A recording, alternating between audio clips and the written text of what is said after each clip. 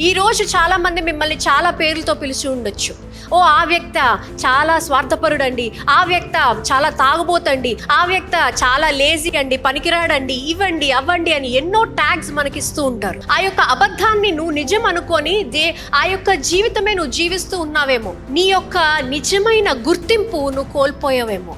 నిజమైన గుర్తింపు ఏంటి అంటే నువ్వు దేవుని యొక్క బిడ్డవి. ఆయన యొక్క ప్రణాళిక, ఆయన యొక్క శక్తి, ఆయన యొక్క జ్ఞానము, ఆయన యొక్క వెలుగు నీలో ఉంది అని నువ్వు నమ్మడం ఆపేశావు. దేవుడు ఈరోజు చెప్తున్నారు, నేను నీ గుర్తింపు మార్చబోతున్నాను. నూతనమైన గుర్తింపు ఇస్తాను నీకు. నువ్వు ఏదైతే నిన్ను పట్టి పీడిస్తుందో ప్రతి ఒక్క దానిని నేను తీసివేస్తున్నాను. నూతనమైన మనిషిగా నేను నిన్ను తయారు చేస్తున్నానని దేవుడు ఈరోజు చెప్తున్నారు. కానీ మనం చేయాల్సింది ఏంటి? ఆయన దగ్గరికి వెళ్ళి అక్కడ మనల్ని సమర్పించుకోవాలి. ఇక్కడ మనం చూసినట్టయితే మనల్ని కూడా చాలా పేర్లతో మన యొక్క సొసైటీ పిలుస్తూ ఉంటుంది. అండ్ గాడ్ సేస్ నువ్వు ఆ పేర్లతో నువ్వు ఇంకా బతకాల్సిన అవసరము లేదు. ఆమేన్.